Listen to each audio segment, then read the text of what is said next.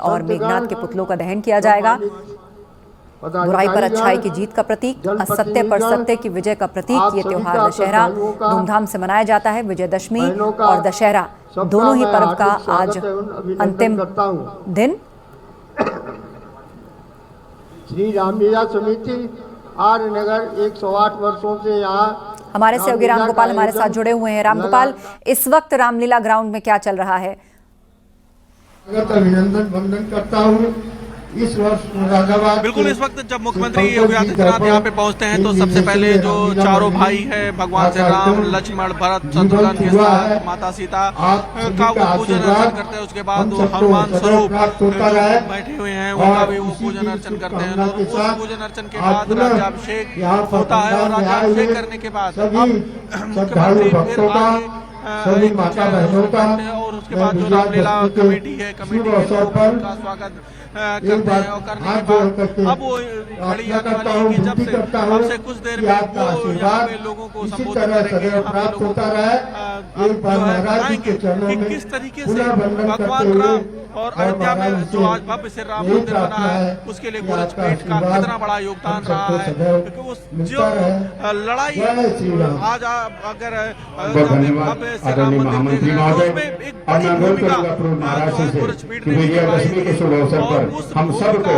अपने आशीर्वादों से अभिषेक करें। मुख्यमंत्री बोलने जा रहे हैं। आप देखिए कि तस्वीरों में मुख्यमंत्री योगी आदित्यनाथ अब इस वक्त लोगों को संबोधित करने के लिए आगे बढ़ते हुए। जी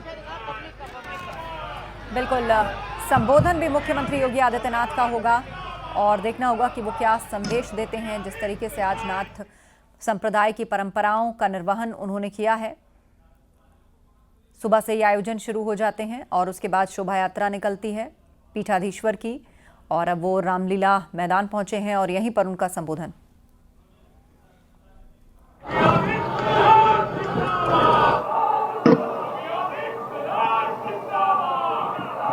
रामाय रामभद्राय रामचंद्राय वेद से रघुनाथाय नाथाय सीताय पतिये नमः।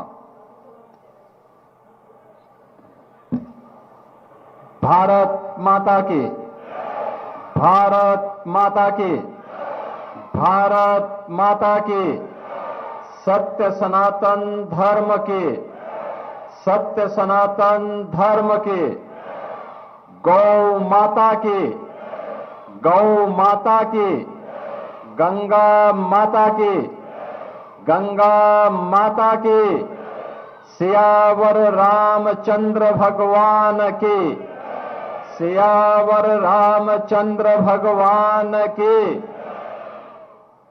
माता जानकी की, माता जानकी की,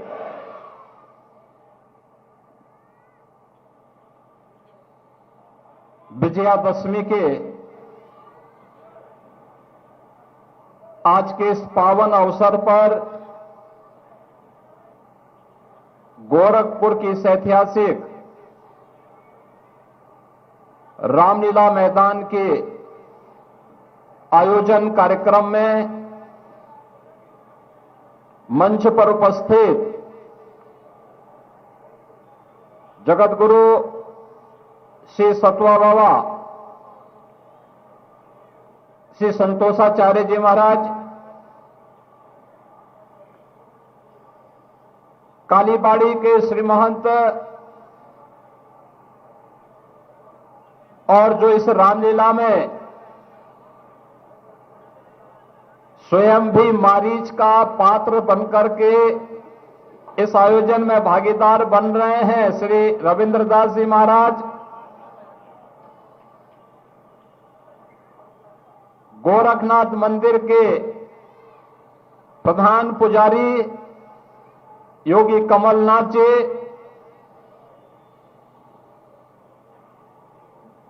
गोरखपुर के लोकप्रिय सांसद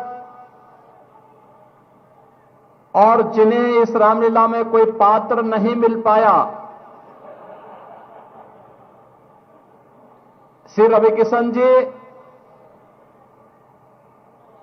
महापौर डॉक्टर मंगलेश श्रीवास्तव जी, भारतीय जनता पार्टी के प्रदेश के उपाध्यक्ष और विधान परिषद सदस्य डॉक्टर धर्मेंद्र सिंह जी,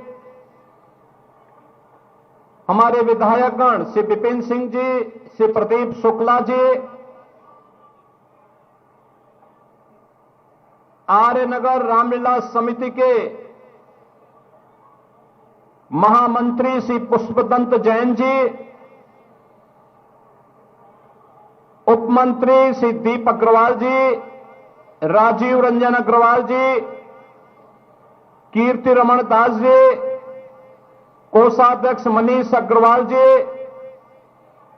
भारतीय जनता पार्टी के महानगर के संयोजक श्री राजेश गुप्ता जी, पार्षद शाश्वत अग्रवाल जी, अनुराग गुप्ता जी, विकास जालान जी, सुधीर जैन जी, महेश पोद्दार जी, और आज के इस रामलीला आयोजन के इस कार्यक्रम में आयोजन समिति के सभी पदाधिकारीगण, सभी संतजन और भारी संख्या में उपस्थित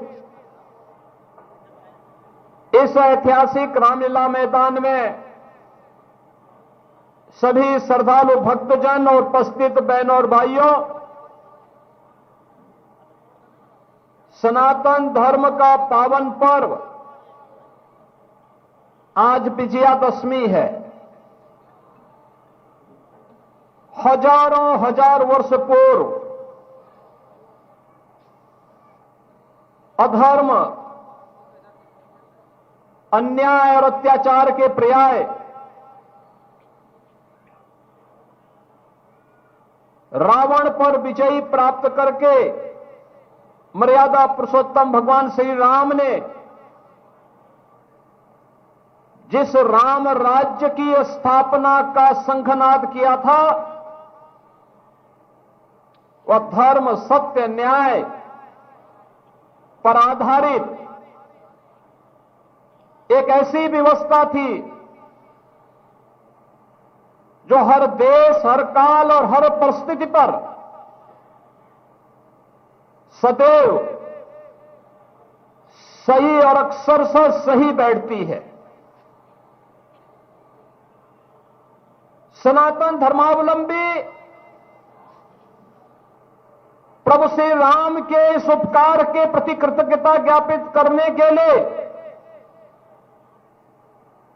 प्रतिवर्ष बुराई के प्रतीक, अधर्म के प्रतीक रावण का पुतला दहन करता है और मर्यादा पुरुषोत्तम भगवान श्री राम का अभिनंदन करके, उनकी जय जयकार करके श्री विष्णु के ईश्वरीय अवतार के रूप में उनका वंदन करता है, अभिनंदन करता है और उन्हें अपने जीवन की प्रेरणा मान करके आने वाले पीढ़ी के लिए मर्यादा पुरुषोत्तम भगवान श्री राम के आदर्श को उनके सामने रखता है। याद करिए, जब महर्षि वाल्मीकि को भी अपने योग्य पात्र को ढूंढना था तो उन्होंने नारद ऋषि से यही प्रश्न किया कि वह कौन हो सकता है, कौन चरित्र है जिस पर मेरी लेखनी चले, कौन वह चरित्रवान व्यक्ति है, कौन वह व्यक्तित्व है जिस पर मेरी लेखनी चल करके अपने आप को कृतार्थ महसूस करे और आम जन के लिए वह एक प्रेरणा बन सके, एक ऐसी कालजयी मौलिक कृति में देना चाहता हूं जो आने वाली पीढ़ी को युगों युगों तक अपना मार्गदर्शन देती रहे और उसका उत्तर उन्हें स्वयं ही मिल गया जब उन्होंने अपनी ही लेखनी से लिखा कि रामो विग्रहवान धर्म, यानी राम साक्षात धर्म है, राम ही धर्म है। जो जो धर्म का आग्रह है वह सब राम में मौजूद है, और इसीलिए सनातन धर्मावलंबियों ने मर्यादा पुरुषोत्तम प्रभु श्री राम को श्री विष्णु के एक अवतार के रूप में मान्यता देकर के अपने जीवन में, अपने रोम रोम में, अपने हर श्वास में राम को अंगीकार किया। यह हर व्यक्ति जानता है। राम पर आधारित जब 1990 के दशक में एक धारावाहिक बना और उस समय के एक लोकप्रिय निर्माता निर्देशक श्री रामानंद सागर ने जब इस कार्यक्रम को आगे बढ़ाया तो उससे पहले स्वयं स्वर्गीय श्री रामानंद सागर ने भी नहीं सोचा होगा कि यह सफलता की इन ऊंचाइयों पर पहुंचेगा। आप अनुमान करिए, जब टेलीविजन नहीं थे, संचार के माध्यम इतने सशक्त नहीं थे, तब दूरदर्शन पर रामायण सीरियल देश और दुनिया के अंदर देखने वालों की जो रीच थी वह 66 करोड़ से अधिक थी। 66 करोड़ से अधिक। अनुमान करिए, आज तक इतना लोकप्रिय धारावाहिक कभी नहीं हुआ, कभी नहीं हुआ। यानी हर भारतीय घर में, हर भारतीय ने राम के जीवन को अपने जीवन के साथ जोड़ करके ये मान लिया कि राम की जो कथा है, ये कथा हम सबके लिए प्रेरणा है, हम सबके लिए एक आदर्श है। परिवार का परिवार सारा कार्य छोड़ करके रामायण सीरियल देखने के लिए बैठता था। और ये तो मैं 30 वर्ष पुरानी उस घटना का उल्लेख कर रहा हूं, 35 वर्ष पुरानी घटना का उल्लेख कर रहा हूं। आप दूर मत जाइए। कोरोना कालखंड में लॉकडाउन लगने के बाद सबसे लोकप्रिय कोई कार्यक्रम हुआ था, वह कार्यक्रम भी वही सीरियल जब दूरदर्शन पे फिर से चला था तो वही कार्यक्रम सफलता की नई ऊंचाइयों को छूता हुआ दिखाई दे रहा था। यानी 30 वर्ष के बाद भी रामायण के बारे में आम भारतीय के मन में वही आस्था, वही विचार था। और आज आपका ये जन सैलाब इस बात की गवाही दे रहा है, आपकी उपस्थिति इस बात की गवाही दे रही है कि हर वर्ष आप रामलीला का आयोजन इस मंच पर देखते हैं और तब भी आते हैं क्योंकि राम कुछ न कुछ ऐसी मौलिक देन हर एक संवाद में हमें मिली जाती है जो हमारे जीवन में परिवर्तन का कारण बनती है। बहन और भाइयों, भगवान राम और भगवान कृष्ण के बारे में हम सबके मन में जो श्रद्धा है, यही तो श्रद्धा हम सबको आगे बढ़ने और विपरीत परिस्थितियों में कार्य करने के लिए एक नई शक्ति देती है, एक नई ऊर्जा देती है। और यही ऊर्जा हम सबकी ऊर्जा है, यही सनातन धर्म की ताकत है। हम सबको इस बारे में ध्यान रखना होगा।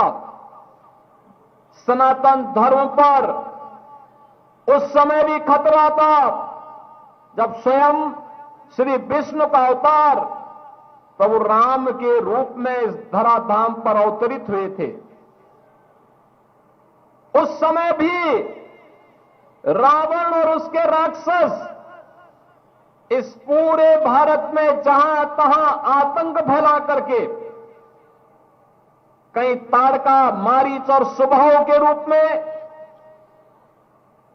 कहीं खर और दूषण के रूप में और शूर्पणखा के रूप में, कहीं पर किसी अन्य रूप में भारत की ज्ञान की शक्ति को, भारत के वैभव की शक्ति को, भारत की युवा शक्ति को कोई दिग्भ्रमित कर रहा था। कोई ज्ञान की परंपरा के बाग हमारे ऋषि मुनियों को त्रस्त कर रहा था, और कोई उस समय भी बहन और बेटी की सुरक्षा के लिए खतरा बना हुआ था। और तब भगवान राम ने जब उस समय वन के दौरान ऋषियों ने अपनी व्यथा उन्हें बताई, यद्यपि भगवान राम महर्षि विश्वामित्र ने इसकी शुरुआत मां जानकी के साथ स्वयंवर के पूर्व ही ताड़का और सुबाहु के वध के माध्यम से इसकी शुरुआत करवा दी थी। लेकिन वन में जब भगवान राम गए और वहां पे ऋषि मुनियों ने सबने बताया, वहां के नागरिकों ने बताया कैसे राक्षस उनका जीना हराम कर रहे हैं, कैसे भारत की ज्ञान की धरोहर को, संपदा को नष्ट करना चाहते हैं। तब भगवान राम ने एक संकल्प लिया था, निस्सरहीन करहुमई भुजटाए प्रणकीन, यानी उनका ये संकल्प जो उन्होंने उस समय कहा था कि मैं अयोध्या के महाराज की आज्ञा से इस बारे में मैं संकल्प लेता हूं कि जब तक इस भारत की भूमि को राक्षस विहीन नहीं कर दूंगा, तब तक वापस अयोध्या में प्रस्थान नहीं करूंगा। और तब फिर आगे की कथा आपने देखी होगी, आगे के वृतांत को आपने सुना होगा, देखा है। राम लीलाओं के माध्यम से, रामायण सीरियल के माध्यम से, रामायण ग्रंथ के माध्यम से, रामचरितमानस के माध्यम से आपने उन सभी कार्यक्रमों को देखा है। बहनों और भाइयों, ये केवल राम और रावण का युद्ध नहीं था, ये केवल त्रेता में होने वाला युद्ध नहीं था। ये हर देश, हर काल, हर परिस्थिति में परिस्थितियां बदल जाती हैं, पात्र बदल जाते हैं, नाम बदल जाते हैं, लेकिन ये द्वंद्व हमेशा होता है। क्योंकि ये द्वंद्व, ये जो संघर्ष में दिखता है, ये संघर्ष नहीं, इस संघर्ष से पैदा होने वाली ताकत ही हमारी सामर्थ्य होती है, और यही हमारे विकास का आधार भी बनता है। अगर हम बैठ जाएंगे, चुपचाप बैठ जाएंगे, जैसे अजगर के बारे में कहते हैं ना कि अजगर करे न चाकरी, पंछी करे न काज, अगर हम भी यही मान करके चल लें, अरे सब तो ठीक ही है, क्या होगा कुछ करने से, तो वे समाज और देश की व्यवस्था नहीं चल सकती, नहीं चल सकती। आज विजयादशमी का पर्व है, एक संकल्प लेने का पर्व है, और विजयादशमी का पर्व में संकल्प इसलिए महत्वपूर्ण होता है क्योंकि आज ये भारत के गौरव का प्रतीक, भारत के हिंदुओं के प्रतीक राष्ट्रीय स्वयंसेवक संघ का भी स्थापना के 100 वर्ष पूर्ण हो रहे हैं। आज पूरे हुए हैं। याद करिए, दुनिया के अंदर किसी के पास इस प्रकार का तेजस्वी और यशस्वी संगठन नहीं है जिसने सत्ता के दम पर, बल पर नहीं, बल्कि अपनी मेहनत से, अपने पुरुषार्थ से, अपनी बुद्धिमत्ता से, बिना किसी के सहयोग से समाज को खड़ा करके विपरीत से विपरीत परिस्थितियों में समाज को संबल दे करके देश के अंदर जहां भारत के मूल्यों की रक्षा करने के लिए जो कार्य कभी सरकारों को करना चाहिए था, जब सरकारें विफल हुई, उस समय की सरकारें नहीं कर पाई, वह कार्य राष्ट्रीय स्वयंसेवक संघ ने करके दिखाया था। देश के विभिन्न भागों में केवल संगठन खड़ा करना ही नहीं, सेवा के प्रकल्पों के माध्यम से, शिक्षा के माध्यम से, स्वास्थ्य के माध्यम से, आपदा के दिनों में सेवा के कार्यों के माध्यम से, तो समाज जोड़ने का कार्यक्रम विशुद्ध समाज को जोड़ने का एक अभियान मात्र नहीं होता, सेवा भी उसका एक पक्ष होता है, शिक्षा भी उसका एक पक्ष होता है, संस्कृति भी उसका सबसे सशक्त पक्ष होता है।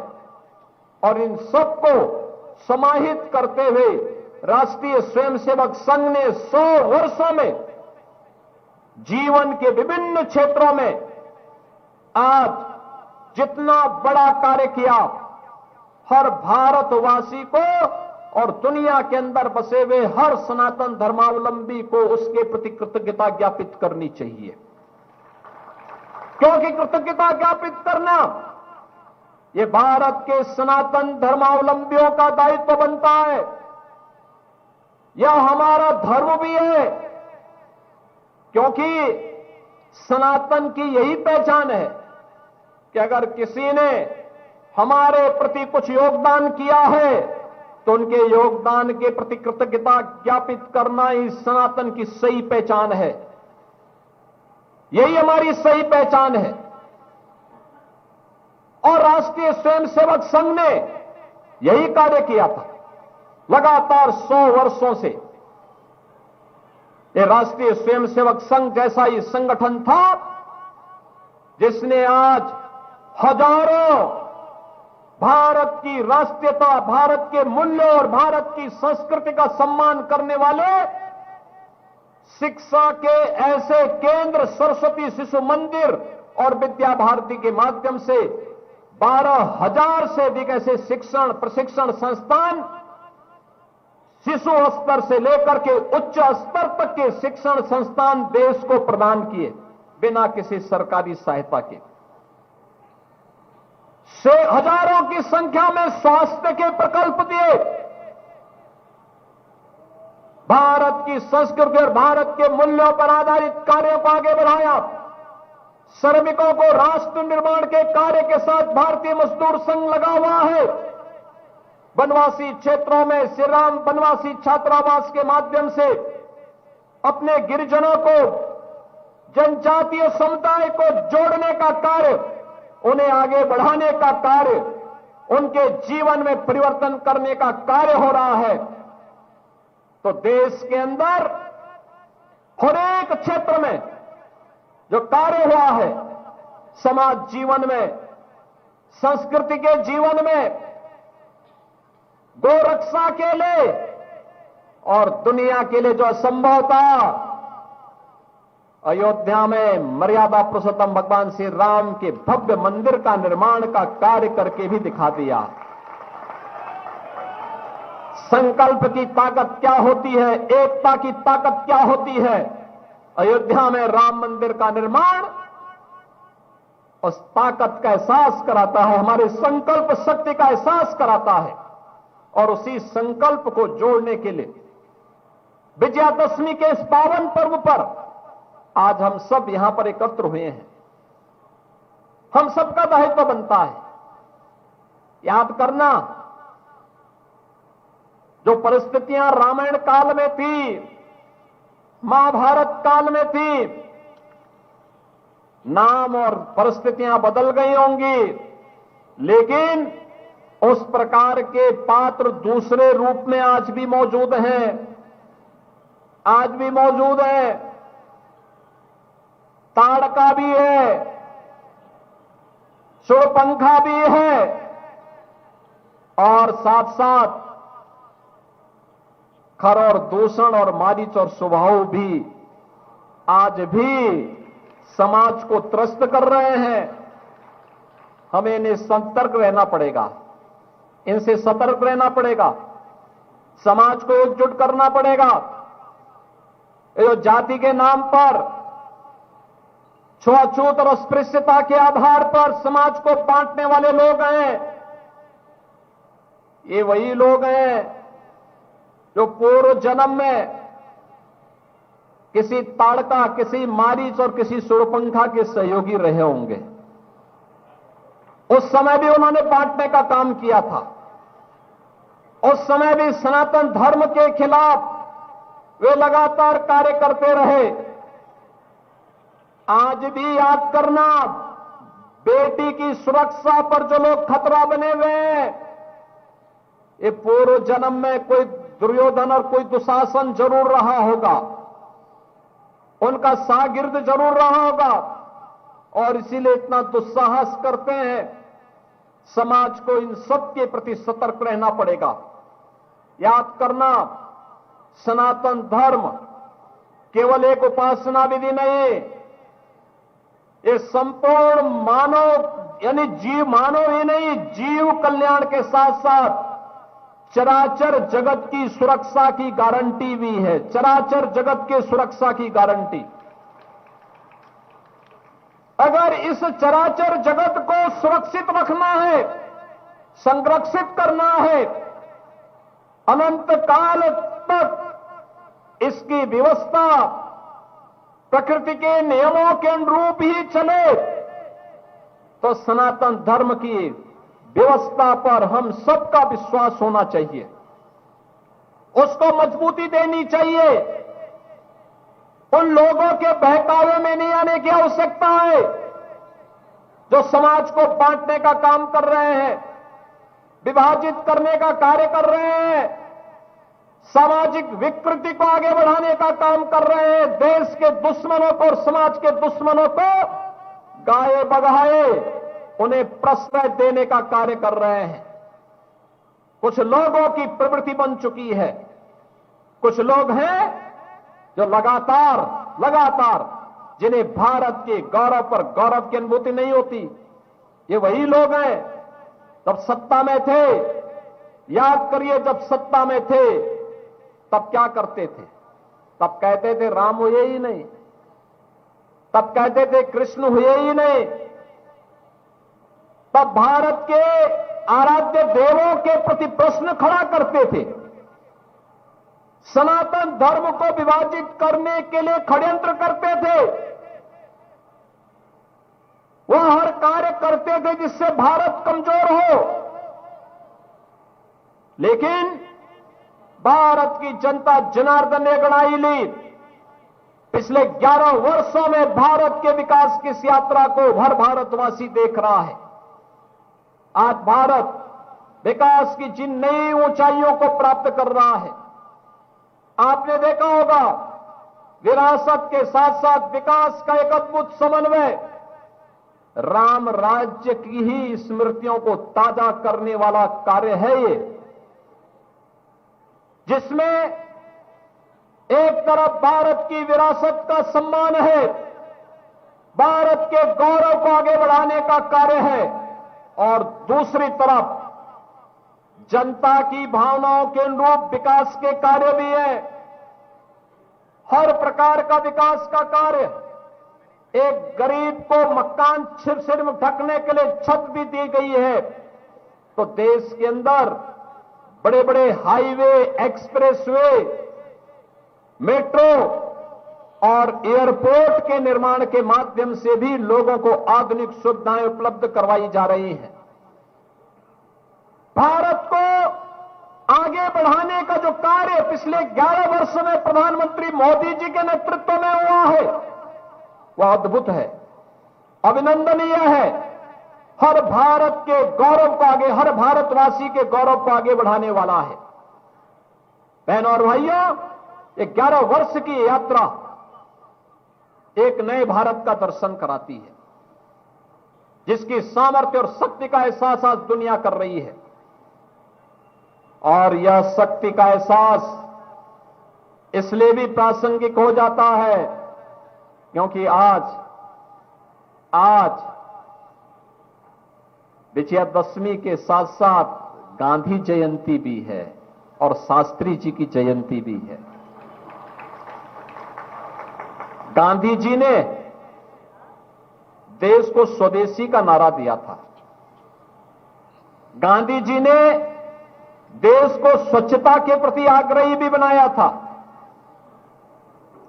गांधी जी ने सत्य और अहिंसा के मार्ग का अनुसरण करने के लिए प्रेरणा दी थी और शास्त्री जी ने भारत के सामर्थ्य का एहसास भारत के दुश्मनों को कराने का काम भी किया था। 1965 में जब पाकिस्तान भारत को आंख दिखा रहा था, उसने भारत पे युद्ध थोपा, तो शास्त्री जी ने एक तरफ अन्न में आत्मनिर्भरता के लिए जय जवान कहा, जय किसान कहा, और जैसे युद्ध थोपा तो उन्होंने कहा जय जवान और जय किसान।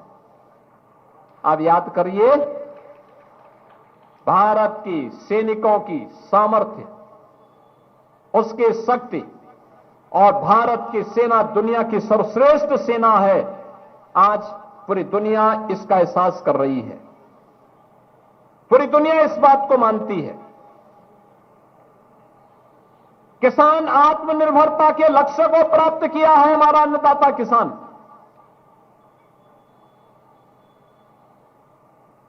स्वदेशी के माध्यम से आज भारत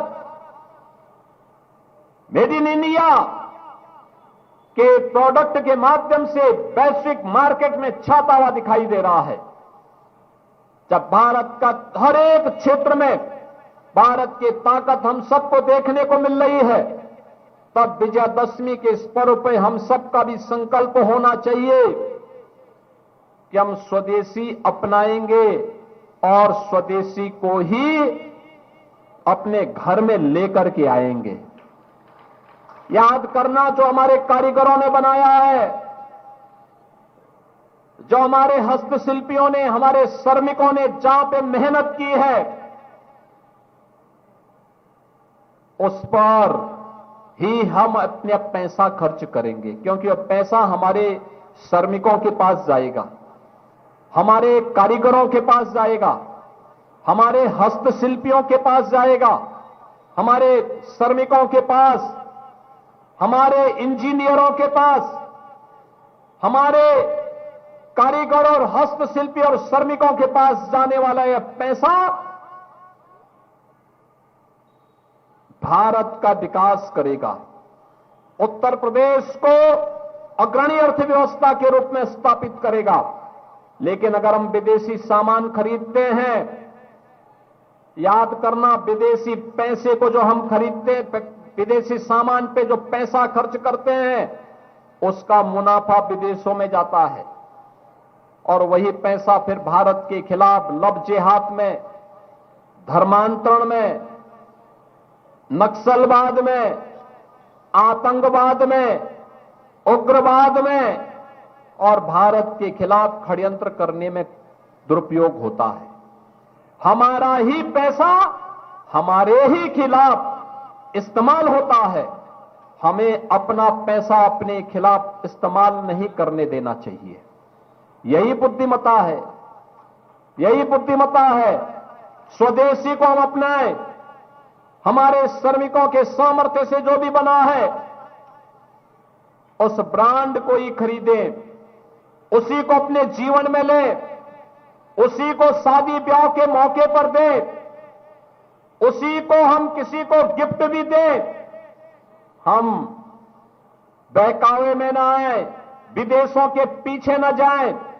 और इसी के लिए तो प्रधानमंत्री मोदी जी ने कहा था, जब ये देश अपनी आजादी का अमृत महोत्सव मना रहा था, तब उन्होंने कहा था कि भारत को विकसित भारत बनाने के लिए शताब्दी संकल्प के कार्यक्रम के साथ जुड़ना चाहिए।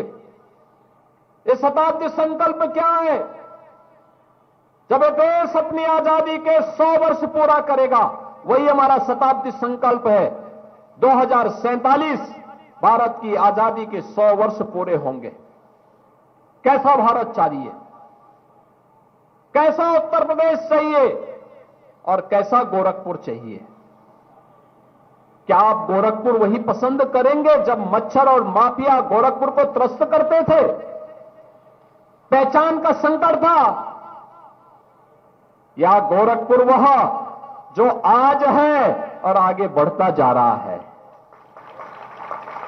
ये गोरखपुर, जिस गोरखपुर में मच्छर और माफिया की समस्या का समाधान हुआ, इंसेफ्लाइटिस की बीमारी इसका समाधान है।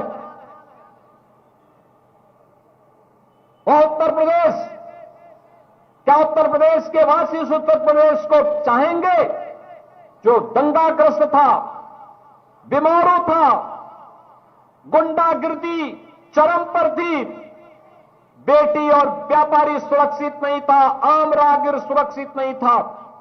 ये पर्व और त्योहार जितने उत्साह और उमंग के साथ आज हम आयोजित कर रहे हैं, मना रहे हैं, आज से 8 साल पहले इसकी कल्पना भी लोगों के लिए अपने आप में एक सपना था, लेकिन आज ये सपना नहीं, आज ये हकीकत है। उत्तर प्रदेश अब बीमारू नहीं, भारत के विकास का ग्रोथ इंजन बनकर के भारत आगे बढ़ रहा है। एक नया उत्तर प्रदेश आगे बढ़ रहा है, देश की अर्थव्यवस्था में अग्रणी भूमिका के साथ आगे बढ़ रहा है, और भारत भी वह जो दुनिया का पिछलग्गू नहीं बल्कि दुनिया को अपने पीछे चलने के लिए मजबूर कर दे। इस वर्ष के, इस वित्तीय वर्ष के अंत में भारत दुनिया की तीसरी बड़ी अर्थव्यवस्था बनेगा। ये तीसरी बड़ी अर्थव्यवस्था भारत का बनना, बहनों और भाइयों, ये नए भारत का दर्शन कराता है हम सबको। और इसका मार्ग प्रधानमंत्री जी ने 5 प्रण से कहा था, 5 प्रण लेने पड़ेंगे हर भारतीय को। प्रण लेने का आप याद करिए, कोई पूजा पाठ करते हैं, आपका पुरोहित, आपका आचार्य, आपके गुरु आपको उस समय संकल्प करवाते हैं। ये पर्व और त्योहार हमारे लिए संकल्प के भी आयोजन होने चाहिए। 5 प्रण, ये 5 प्रण हमारे संकल्प बनने चाहिए। हमें अपने देश को विकसित भारत बनाना है। विकसित भारत के लिए विकसित उत्तर प्रदेश चाहिए, और विकसित उत्तर प्रदेश के लिए विकसित गोरखपुर भी चाहिए। हर जनपद विकसित चाहिए, हर जनपद विकसित चाहिए तो हर नगर, हर वार्ड, हर गांव, हर नया पंचायत और हर विकास खंड भी विकसित होना चाहिए। विकास की इस प्रक्रिया को आगे बढ़ाने के लिए हम मजबूती के साथ आगे बढ़ सके, इसके लिए जो 5 प्रण है उनमें से सबसे पहला है अपने विरासत पर गौरव की अनुभूति करना। यही है हमारा गौरव। भगवान राम, भगवान श्री कृष्ण,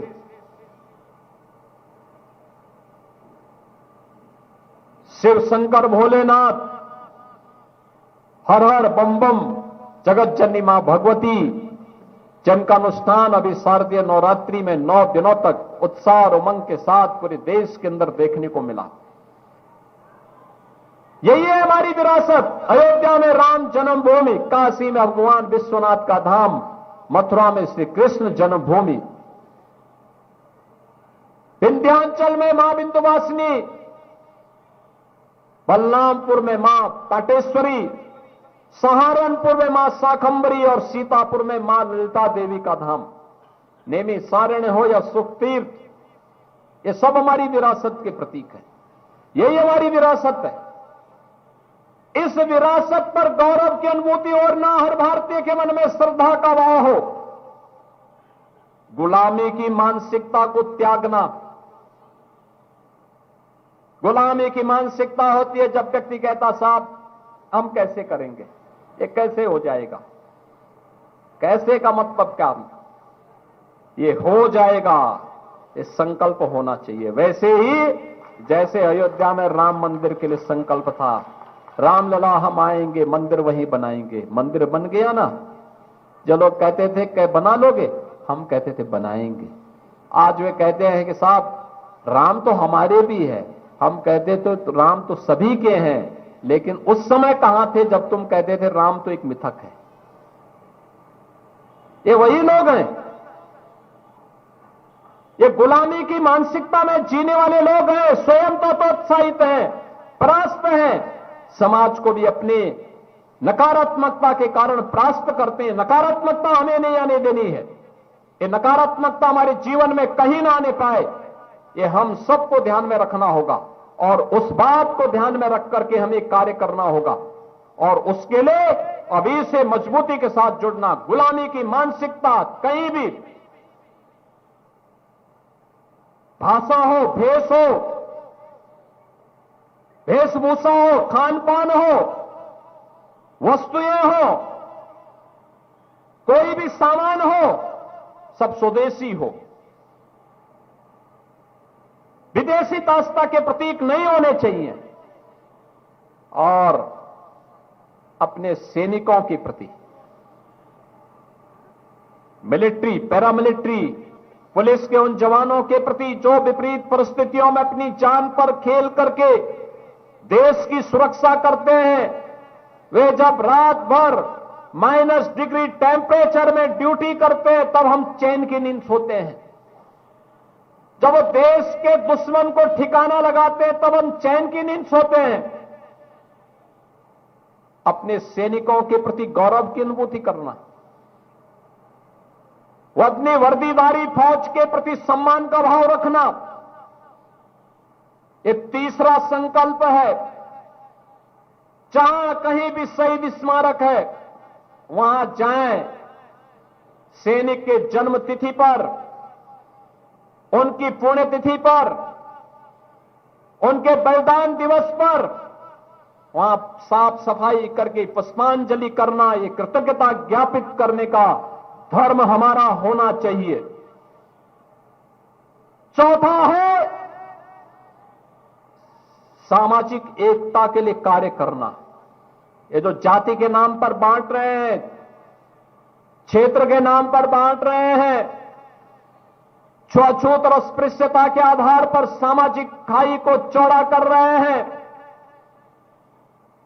महापुरुषों के प्रति अपमानजनक टिप्पणी करके समाज में गलत और फेक अकाउंट बना करके समाज को गुमराह करने का कार्य कर रहे हैं। प्राकांतर में ये सभी समाज के दुश्मन हैं, देशद्रोह का कार्य कर रहे हैं। हमें सामाजिक एकता के लिए कार्य करना है, समाज को जोड़ना है। जाति पाति पूछे नहीं कोई, हरि को भजे सो हरि का होई। इस संकल्प को अपने जीवन में अंगीकार करते हुए हम सबको आगे बढ़ना होगा। यह हमारे जीवन का संकल्प होना चाहिए। और पांचवा और अंतिम संकल्प होना चाहिए, अंतिम प्रण होना चाहिए, नागरिक कर्तव्य। जो जिस क्षेत्र में है उस क्षेत्र में अपने कर्तव्यों का हम पालन करेंगे। विद्यार्थी है, अपनी पढ़ाई अच्छा करें, इनोवेशन पर, रिसर्च पर ध्यान दें, अपनी पढ़ाई को अपने स्थानीय परिस्थितियों के साथ जोड़ने का कार्य करे।